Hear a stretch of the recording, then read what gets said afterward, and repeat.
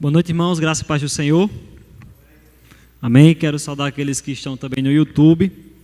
Nós tivemos umas interferências no sinal da internet e muitas pessoas perderam a conexão. Os que estão acompanhando no YouTube podem aproveitar e compartilhar para os seus contatos e assim nós alcançarmos novamente aqueles que estavam nos acompanhando.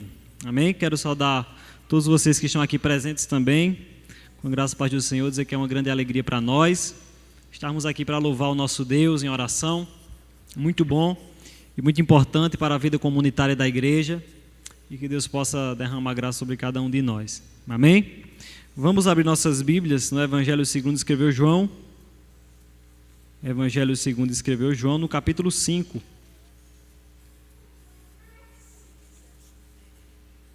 Evangelho de João, capítulo 5. Eu quero ler com vocês do verso 1 até o verso 18 nesta noite. Evangelho de João, capítulo 5, a partir do verso 1.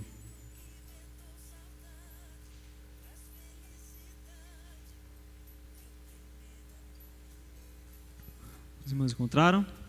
Após a leitura, não feche sua Bíblia, deixe ela aberta. Nós estaremos refletindo nesta noite, nesse texto. Que Deus nos ajude e derrame graça sobre nós, que sejamos edificados nessa noite. João capítulo 5, verso 1 diz assim: Passadas essas coisas, havia uma festa dos judeus e Jesus foi para Jerusalém. Existe ali, junto ao portão das ovelhas, um tanque chamado em hebraico Betesda, o qual tem 5 pórticos. Nestes jazia uma multidão de enfermos, cegos, coxos, paralíticos, esperando que a água se movesse, porque um anjo descia de tempos em tempos, agitando-a, e o primeiro a entrar no tanque, uma vez agitada a água, sarava de qualquer doença que tivesse.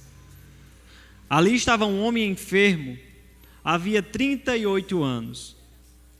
Jesus, vendo deitado e sabendo que estava assim há muito tempo, perguntou: Você quer ser curado? O enfermo respondeu: Senhor, não tenho ninguém que me ponha no tanque quando a água é agitada. Quando tento entrar, outro enfermo chega antes de mim. Então Jesus lhe disse: Levante-se, pegue o seu leito e ande. Imediatamente o homem se viu curado e, pegando o leito, começou a andar.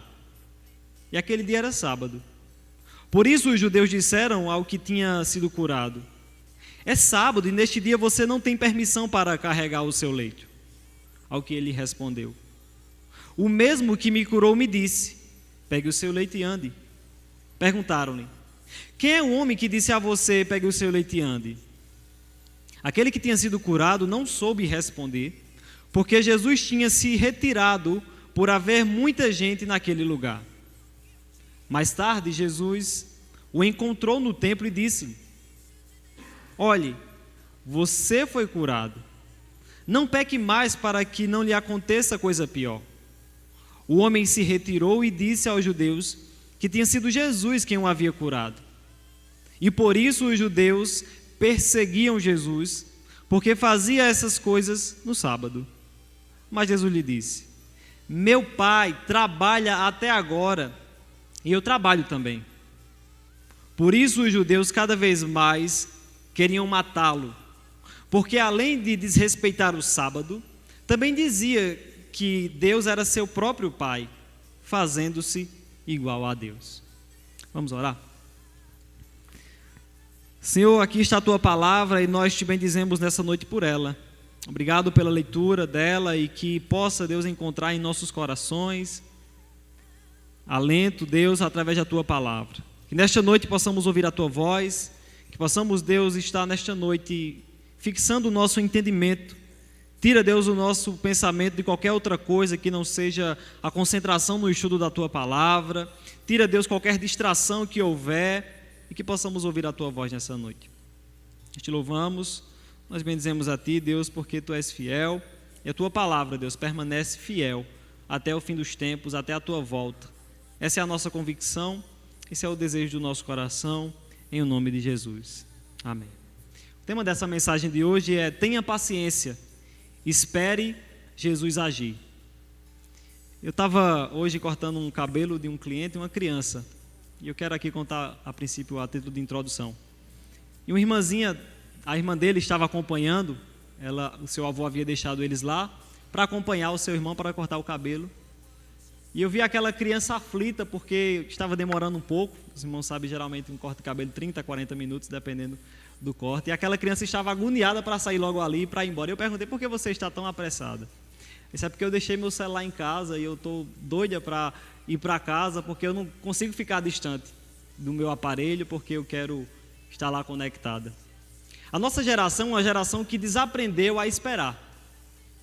Talvez devido à internet, a tantos meios que nós temos, e a vida está tão dinâmica, tão rápida, que até as crianças estão sendo afetadas a ponto de viverem ansiosas por não saber esperar 30 minutos. Esse homem que nós encontramos aqui, ele estava há 38 anos com uma enfermidade. Imagina o que é você passar 38 anos da sua vida sem conseguir se locomover sozinho, precisando das pessoas para lhe ajudar. E ao ver aquela situação nessa tarde de hoje, eu me lembrava que, diferentemente, esse homem aqui estava passando muito tempo sem ter a sua vida normal, se assim nós podemos dizer. Os irmãos lembram que eu comecei uma série de exposições no livro de João, dos milagres relatados nesse evangelho. Esse é o terceiro milagre que eu estou pregando aqui para os irmãos. Nós já estudamos a transformação de água em vinho. Nós estudamos também a cura do filho do oficial do rei. E hoje nós estudaremos a cura de um paralítico ali em Jerusalém, no tanque chamado Betesda. Então, a princípio eu quero que nós olhemos para esse texto, entendendo que Jesus Cristo ele está fazendo milagres, está fazendo prodígios, para revelar quem ele é de fato. Eu quero que nós abramos, antes da gente entrar no texto, lá em João, no mesmo livro, no capítulo 20, no verso 31. No mesmo livro, João, capítulo 20, o verso 30 e 31.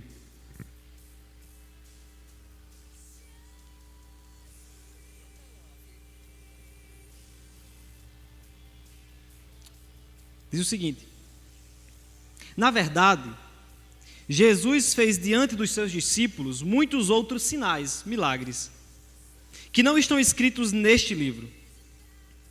Estes, porém, esses que foram registrados, para que vocês creiam que Jesus é o Cristo, o Filho do Deus vivo, e que para crendo tenham vida em seu nome.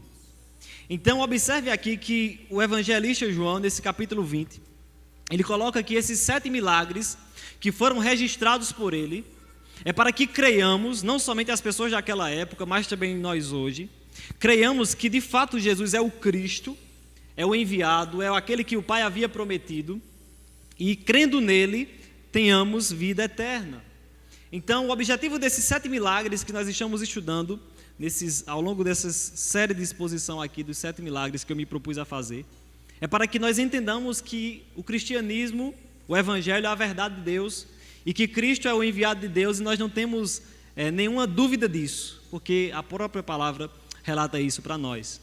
Então, é para que, como ele deixa aqui claro, esses que foram registrados, esses 7 milagres, é para que entendamos que de fato Jesus é o Cristo, é o Messias, é o prometido que todas as pessoas da época esperavam. Ele é o Filho de Deus, e que quando as pessoas depositam a fé nele, a confiança nele, eles têm vida em seu nome. Então vamos voltar agora lá para o capítulo 5. Então nós observamos que nesse capítulo 20, o evangelista João relata o seu propósito ao escrever esses 7 milagres, que é para que entendamos que Cristo de fato é aquele que as pessoas aguardavam. Diante agora desse texto nós encontramos nesse terceiro milagre um homem que, como eu falei anteriormente, estava sofrendo há 38 anos. E ele tem um encontro com Jesus. Jesus encontra aquele homem, transforma a história daquele homem, transforma a vida daquele homem. esse homem aqui, ele não era um paralítico de nascença. Alguns comentaristas chegam à conclusão que ele, talvez na sua pré-adolescência, ele contraiu essa enfermidade. Possivelmente agora ele estava com 50 anos, mais ou menos, quando ele se encontra com Jesus. Mas ele havia passado quanto tempo? 38 anos enfermo. Talvez aquele homem ele não tinha mais esperança nenhuma de receber uma restauração na sua vida. Mas quando Jesus Cristo entra na vida de uma pessoa, ele transforma. Ele não transforma simplesmente o nosso físico. Ele tem poder para fazer isso sim, mas muito mais do que isso, ele tem poder de transformar um homem no filho de Deus. Esse texto aqui não deixa claro se esse homem, ele creu em Jesus Cristo como Salvador, em como aquele que as pessoas aguardavam. Ele recebeu um benefício do Senhor. Muitas pessoas podem receber um benefício de Cristo e não reconhecer que de fato Cristo é o seu Salvador. O problema de nós pregarmos milagres nas igrejas é as pessoas buscarem Cristo pelos benefícios que Ele pode oferecer. Com isso não quero dizer que nós não podemos e não devemos acreditar nos milagres, porque os milagres é sim para que creiamos, porque se está registrado na Bíblia, é para que nós acreditemos no poder do Deus que nós servimos. Mas por outro lado, as pessoas não podem buscar Jesus por nenhum benefício para a sua vida. Olha o que diz o verso 1. Passadas essas coisas, havia uma festa dos judeus e Jesus foi para Jerusalém. Existe ali, junto ao portão das ovelhas, um tanque chamado em hebraico Betesda, o qual tem 5 pórticos. Nestes jazia uma multidão de enfermos, cegos, coxos, paralíticos, esperando que a água se movesse, porque o anjo descia de tempo em tempos, agitando-a, e o primeiro a entrar no tanque, uma vez agitada a água, sarava de qualquer doença que tivesse. O verso 1 começa dizendo que passadas essas coisas, lembre-se que Jesus havia realizado a cura do oficial do rei ali na Galileia, no norte, e passadas essas coisas, tinha uma festa dos judeus e Jesus foi para Jerusalém. Os judeus eles tinham pelo menos 3 festas. Tinha a festa de Pentecostes, a festa da Páscoa e a festa dos tabernáculos ou das cabanas, como assim alguns comentaristas também chegam a dizer. E Jesus ele estava indo para esse lugar, para essa festa em Jerusalém, para uma dessas festas. O texto não deixa claro qual dessas 3 era, mas nós encontramos aqui o relato de que na entrada ali do templo em Jerusalém, no portão das ovelhas, que era onde as pessoas passavam para oferecer seus sacrifícios, por isso que ele recebe esse nome, Portão das Ovelhas, porque era onde as pessoas passavam com os animais para oferecer ali em sacrifício. E tinha um tanque ali chamado Betesda, em hebraico. A palavra Betesda significa casa de misericórdia. Esse canto aqui, esse lugar aqui, é um lugar em que muitas pessoas ficavam lá, eram as pessoas que eram desprezadas pela sociedade. Porque as pessoas enfermas, as pessoas que tinham um tipo de enfermidade e de doença ficavam nesse lugar. Mas Jesus faz questão de ir até aquele lugar porque ele sabia que tinha algo a fazer ali. Jesus queria transformar a vida daquele homem. E diz o texto que esse lugar, esse tanque, que se chamava Betesda, naquele local ali nas portas das ovelhas, tinha 5 pórticos ou 5 arcos, que eram as entradas do templo. Nestes 5 lugares, jazia uma multidão de enfermos, cegos, coxos, paralíticos. As pessoas ficavam lá aguardando o seu milagre. Mas observe que o versículo 4 vai dizer que eles tinham uma certa superstição. Qual era a superstição que eles tinham? É que de tempos em tempos, não disse era de semana a semana, ou de mês a mês, ou de ano a ano, o texto não deixa claro também isso, mas é de tempo em tempo, um intervalo de tempo, existia uma certa crença, que eles esperavam a água se mover. Diz que um anjo descia ali tocando nas águas, e o primeiro ao entrar no tanque, uma vez agitada a água, sarava de qualquer doença que tivesse. Se você observar esse seu texto, não sei se sua versão vai estar assim, está entre colchetes. É porque alguns comentaristas chegam à conclusão que esse trecho desse texto aqui que nós estamos estudando, ele não se encontra em muitos manuscritos. Mas por que os copistas acrescentam isso? Porque se você pular lá para o verso 6, e eu quero que você pule para o verso 7, perdão. O homem que estava enfermo, ele responde a Jesus da seguinte maneira: Senhor, não tenho ninguém que me ponha no tanque quando a água é agitada. Então, os comentaristas dizem que os copistas chegaram a essa conclusão e colocaram esse acréscimo aí para deixar claro isso que foi falado no verso 6. Não é que a Bíblia ela é errante, mas Deus permitiu que os copistas colocassem esse trecho aqui para explicar melhor esse verso 6 aqui que nós acabamos de ler.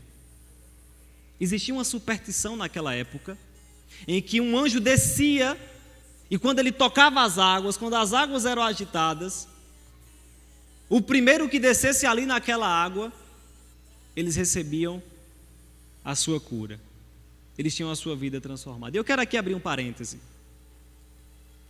Quantas pessoas vivem em superstições no mundo?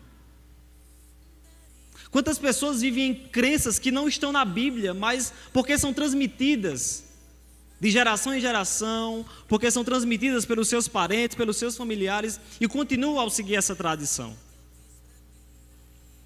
As pessoas aqui da época acreditavam nisso. O ser humano por si só, além de ele ser religioso, ele também é supersticioso. Ele acredita em coisas miraculosas. Ele acredita em coisas grandiosas que os homens muitas vezes criam para desvirtuar o Evangelho. E era essa a crença das pessoas na época. E o verso 5 diz: estava ali um homem enfermo, havia 38 anos. Jesus, vendo-o deitado, sabendo que estava assim havia muito tempo, perguntou: você quer ser curado? Obviamente aquele homem queria ser curado, porque afinal de contas ele passava anos da sua vida ali naquele lugar, esperando que esse tipo de superstição transformasse a sua vida. Diz o texto do verso 5 que Jesus sabia,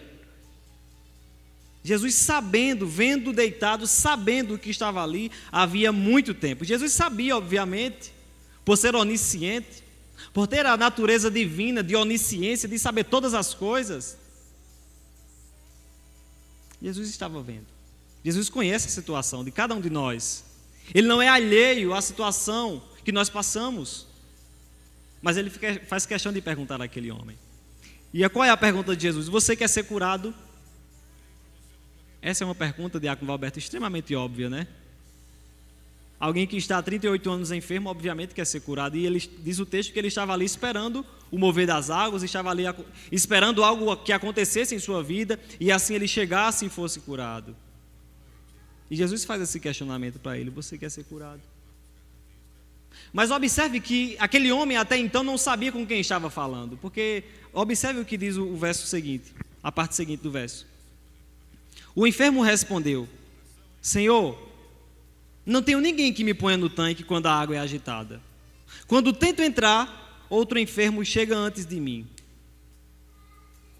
Então, aquele homem deveria responder: eu quero ser curado sim.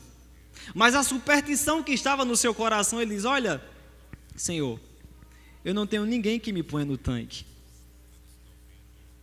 Somente quando Jesus entra em cena, quando Jesus entra na história e muda o entendimento daquele homem, que não era necessário daquela superstição para que assim ele alcançasse algo. Por isso que o homem responde aqui de maneira um pouco confusa ainda, ele não sabia com quem estava falando. Por isso que ele diz: olha, eu não tenho quem me ponha na água. Ele não respondeu de fato o que Jesus queria que ele respondesse. Jesus obviamente queria que ele dissesse: sim, eu quero ser curado. Mas observe que a superstição fica tão entranhada no coração humano, que se não for o verdadeiro evangelho transformando a sua vida, ele continua a acreditar nesse tipo de coisa. E ele diz: olha, eu queria que alguém me levasse até lá e me lançasse na água, antes que o primeiro pulasse, que pula antes de mim. E é por isso que diz o texto que ele diz: olha, quando a água é agitada e quando eu tento entrar, outro enfermo chega antes de mim, toma a minha frente e é curado. Observe o que diz ainda o verso seguinte. Jesus lhe disse: levante-se, pegue o seu leito e ande. Jesus não precisou dizer: você precisa descer para aquela água ali, porque aquela água é um tipo de água especial, e se você descer nela, você vai ser curado. Porque o poder de Cristo vai além da superstição humana. O poder do Evangelho vai além de qualquer coisa que os homens possam criar. E diz o texto que Jesus dá apenas uma ordem para revelar a sua divindade, que Ele é o Cristo, que Ele é o Filho de Deus, o Todo-Poderoso, e Ele dá apenas uma ordem: levante-se, pegue o seu leito e ande. Porque aquele homem, aquele paralítico estava diante do Deus Todo-Poderoso, daquele que tem autoridade exclusiva e absoluta sobre todas as coisas. E a palavra de Jesus foi essa: levante-se, pegue o seu leito e ande. Na casa de misericórdia, o dono da misericórdia, Cristo, transformou a vida daquele homem. Cristo é misericordioso. Ele que transforma vidas por sua graça, por seu poder e por sua misericórdia. Bastou apenas uma palavra de Cristo, porque Ele tem autoridade sobre as enfermidades. Ele tem autoridade exclusiva sobre todas as coisas. E a palavra dele foi: levante-se, você não precisa dessa superstição. Eu tenho o poder e a autoridade para lhe curar. Eu tenho o poder e a autoridade para transformar a sua vida. Diz o texto ainda, no verso 9: imediatamente o homem se viu curado, e pegando o leito começou a andar. E aquele dia era sábado. Por isso, os judeus disseram ao que tinha sido curado: é sábado, e neste dia você não tem permissão para carregar o seu leito. Observe a preocupação daqueles religiosos daquela época de Cristo. Não era se aquele homem, que possivelmente, obviamente, era conhecido pelas pessoas, porque 38 anos era muito tempo. Mas a preocupação daqueles religiosos não foi que aquele homem havia recuperado a sua forma de andar. Eles estavam preocupados com a guarda da lei do sábado. Jesus é maior do que a lei do sábado. Jesus é maior do que todas as coisas, porque a lei foi dada por Deus para os homens cumprir, mas nós sabemos a nossa incapacidade, a nossa debilidade, e Cristo cumpriu por nós. Obviamente eles estavam com a razão aqui nesse exato momento, porque Deus havia dado a lei a eles. Mas a lei foi dada para nos limitar a nossa vida. E Jesus deixa claro aqui, o texto deixa claro no verso 9, que imediatamente o homem se viu curado. E ele passa a pegar o seu leito, começa a andar, e ele se depara com os religiosos da época. Os religiosos da época estão sempre de plantão, querendo criar suas artimanhas, querendo atrapalhar aquilo que o próprio Filho de Deus faz. E diz o texto que aquele homem que era enfermo até então, diz para ele: hoje é sábado, e neste dia você não tem permissão para carregar o seu leito. Os comentaristas chegam à conclusão que 39 obrigações os religiosos da época tinham para a guarda do sábado naquela época. Eram muitas limitações: você pode fazer isso, você não pode fazer isso, isso é permitido, isso não é permitido. A religiosidade é dessa maneira. Isso pode, isso não pode. E era isso que aqueles homens estavam querendo pegar aquele até então que era curado, que era aleijado, e que havia sido curado, recebeu uma nova vida, humanamente falando, recebeu as suas forças para conseguir andar. Mas sempre os religiosos estão querendo atrapalhar. Diz o texto ainda, no verso 11: ao que ele respondeu: o mesmo que me curou me disse: pegue o seu leito e ande. Então ele diz: olha, eu estou carregando hoje, desse dia de sábado, porque Um certo homem, que até então ele não sabia quem era, havia dito: olha, pega o seu leito, vá embora, você não precisa mais dele.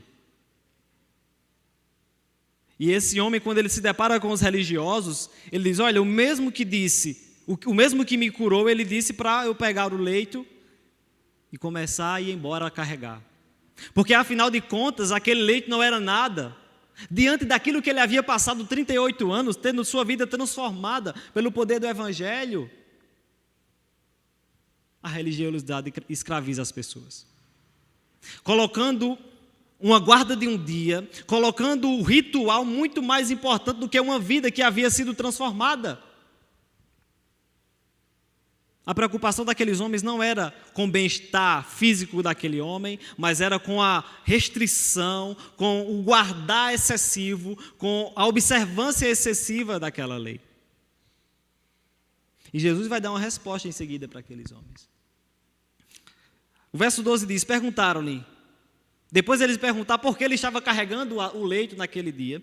Eles dizem: quem é o homem que disse a você, pega o seu leito e anda? Eles ficaram curiosos. E aqui diz o texto que vai ser a partir desse exato momento que os religiosos vão começar a perseguir Jesus, a tentar matá-lo, a tentar fazer mal a ele, porque ele estava quebrando a lei do sábado. Diz ainda o verso seguinte, que o homem responde: aquele que tinha sido curado não soube responder, porque Jesus tinha se retirado por haver muita gente naquele lugar. Jesus cura aquele homem, diz: olha, pega o teu leito e anda, e se ausenta. E é por isso que aquele homem até então não sabia quem o havia feito aquilo por ele. Ele só sabia que havia recebido essa grande bênção, essa grande cura, esse feito extraordinário à sua vida. Mas observe que o verso 14, Jesus faz questão de encontrar aquele homem. O verso 14 diz: mais tarde, depois desse acontecimento, dos homens ter questionado quem é esse homem, por que você está carregando o seu leito no dia de sábado, mais tarde, Jesus o encontrou no templo, no mesmo templo que eles estavam indo para praticar a religiosidade. Olhe, você foi curado, não peque mais, para que não lhe aconteça coisa pior. Obviamente, se Jesus encontra aquele homem, é porque Jesus o estava procurando. Você só encontra algo quando você está, obviamente, procurando. E o texto aqui é claro em dizer que Jesus o encontrou, para que o milagre seja completo.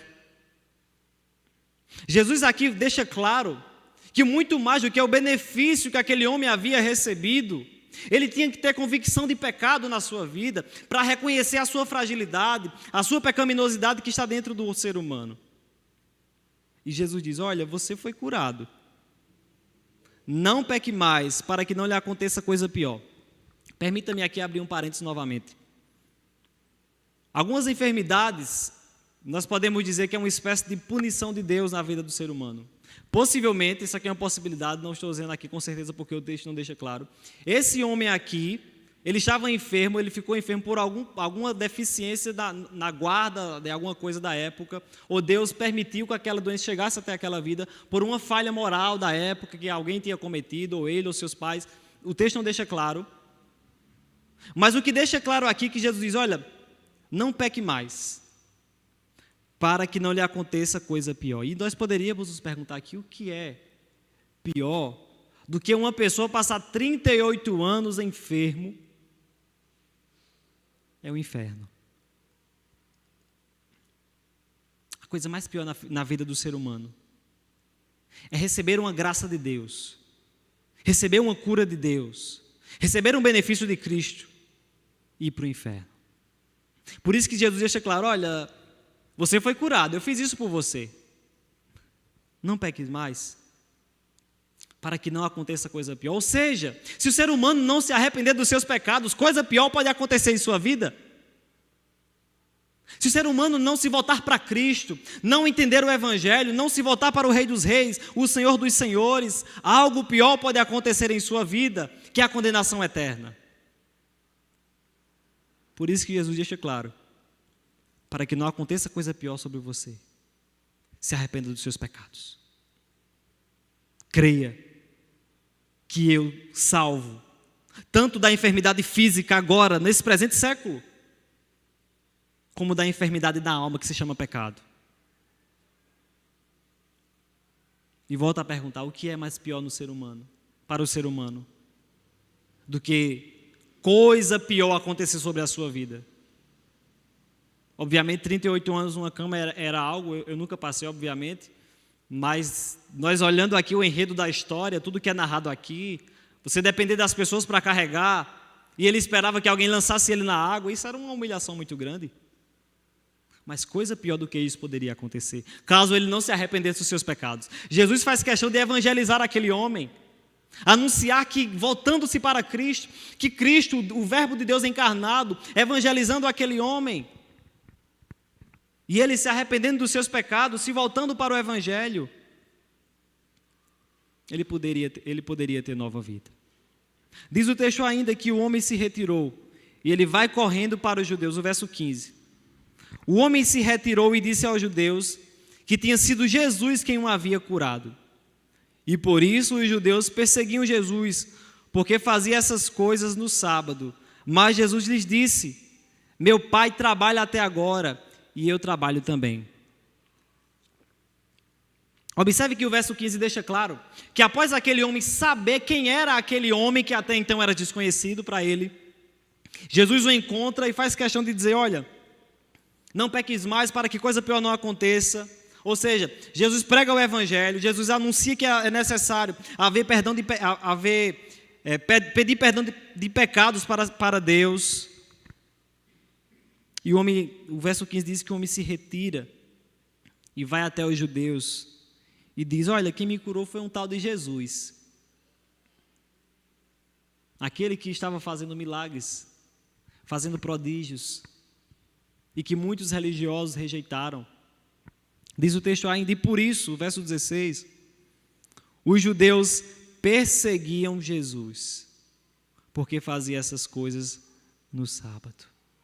A preocupação dos religiosos era aquele tal de sábado. Está aqui quem é maior do que o sábado. Está aqui quem é maior do que a própria lei, porque ele a cumpriu em sua plenitude. E Jesus dá uma resposta para aqueles religiosos. Quando eles ficam procurando Jesus para persegui-lo, e eles fazem um questionamento: por que você está curando no sábado? Não é lícito fazer isso no dia de hoje? E Jesus diz: meu pai trabalha até agora, e eu também trabalho. Observe aqui que a blasfêmia que Jesus comete para os judeus era dizer que era filho do Pai, era filho de Deus. Isso era uma grande blasfêmia para aqueles que rejeitaram o Messias. Esse era um grande equívoco. E Jesus diz: olha, meu Pai, aquele que me enviou, aquele que prometeu que mandaria o seu Filho para perdoar pecados, para a remissão de pecados, ele é meu Pai. Isso era uma grande blasfêmia. E a conclusão de Jesus é: ora, se meu Pai trabalha até hoje, por que eu não vou trabalhar também? Veja que Jesus aqui se equipara à mesma autoridade do Pai. Se meu Pai trabalha, eu também trabalho. Se o Pai é divino, eu também sou divino. Isso era uma grande blasfêmia para os religiosos. E o verso 18 diz: por isso, os judeus cada vez mais queriam matá-lo, porque além de desrespeitar o sábado, também dizia que Deus era o seu próprio Pai, fazendo-os o quê? Igual a Deus. Essa era uma grande blasfêmia. Meus irmãos, ao olharmos para esse milagre aqui, nós aprendemos tantas coisas. Nós aprendemos, em primeiro lugar, que Jesus tem autoridade. Que os religiosos que estavam preocupados com tantas coisas estavam se esquecendo daquele homem que havia recebido o benefício. Mas permita-me aqui fazer algumas aplicações que eu acredito ser pertinentes demais nesse dia de hoje.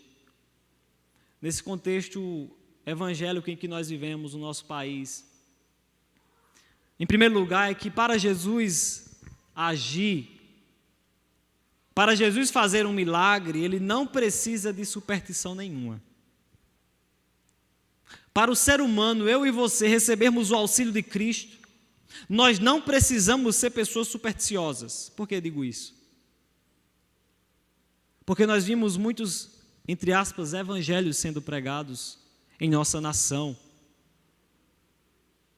em que diz que nós precisamos da rosa ungida, do sal grosso, da lâmpada que espanta demônios, da vassoura que varre os demônios e tira todo o mal da nossa casa, do lenço ungido, do lenço consagrado, de 7 semanas de oração para que assim a sua vida seja bem. Nós não precisamos disso. Se nós temos a fé em Cristo, nós não precisamos ser supersticiosos como as pessoas aqui da época eram, porque Cristo vai além disso. Por isso que nós negamos veementemente todo tipo de evangelho que quer mudar o que a palavra do Senhor diz. Nós não seguimos esses falsos evangelhos que diz que nós precisamos de um meio físico para Deus operar. Eu preciso desse lenço aqui, porque esse lenço aqui foi do apóstolo tal, foi do bispo tal, e aí ele pode trazer benefício. Cristo é maior do que isso. É por isso que vocês nunca nos verão aqui oferecendo nenhum tipo de adereços para que acrescentem a fé de vocês. Porque o evangelho é muito mais além do que isso. O poder de Cristo não precisa dessas coisas, porque Ele é todo poderoso. Em segundo lugar, é que não importa a demora aos nossos olhos para que algo aconteça em nossas vidas. Quando Jesus decide agir, Ele age da sua maneira. Embora parecendo impossível, o Senhor está agindo em favor de nós. Isso é para revelar para nós que Jesus é Deus. Porque o verso 5 disse que há 38 anos aquele homem estava daquela maneira.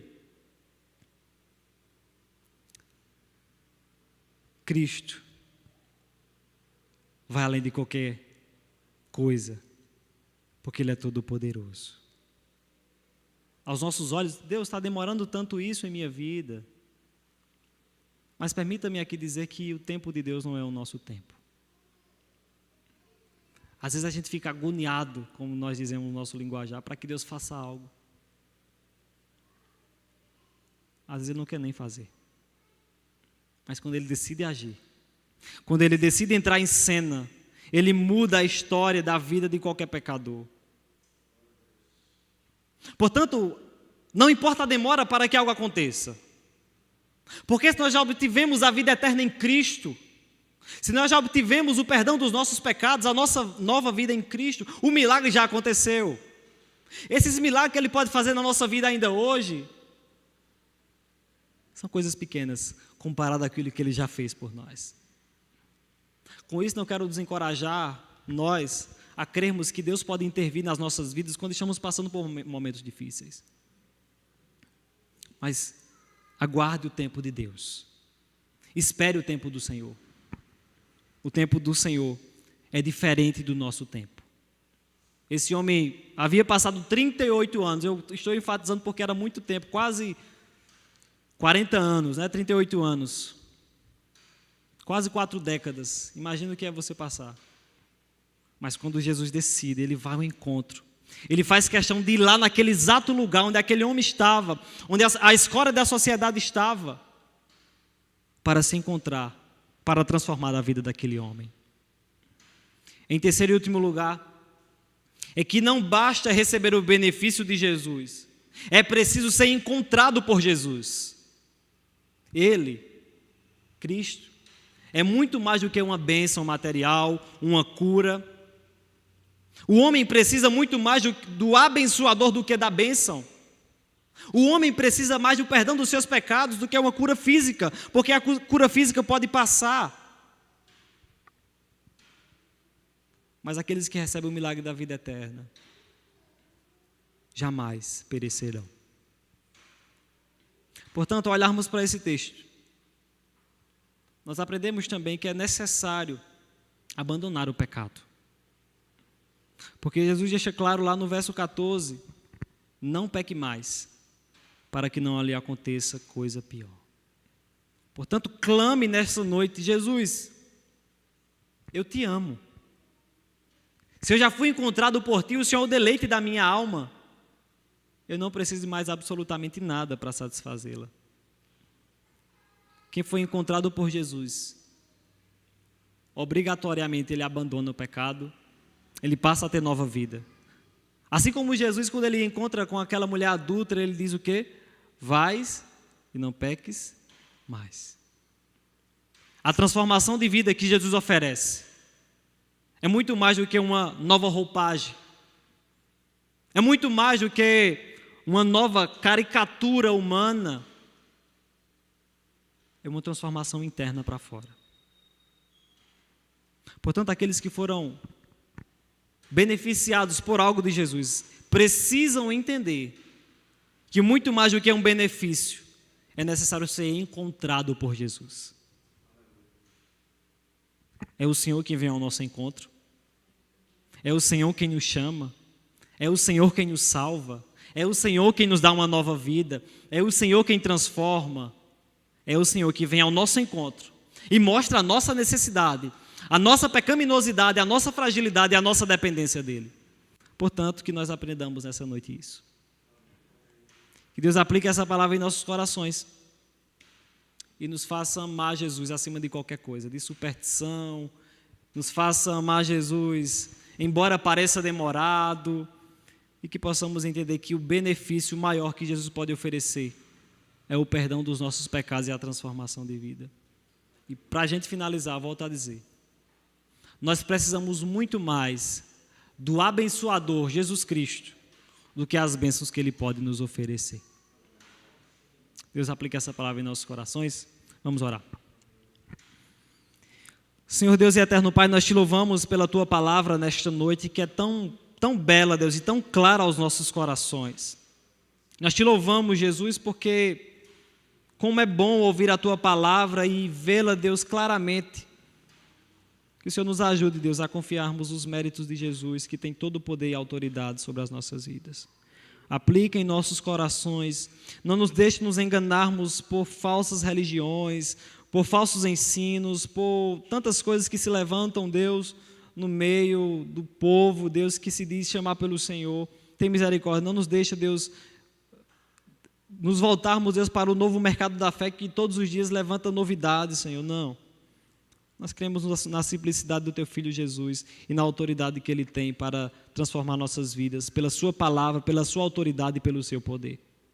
Essa é a nossa oração, esse é o desejo do nosso coração, em o nome de Jesus. Amém. Deus abençoe. O pastor Alberto vai estar finalizando, dando continuidade.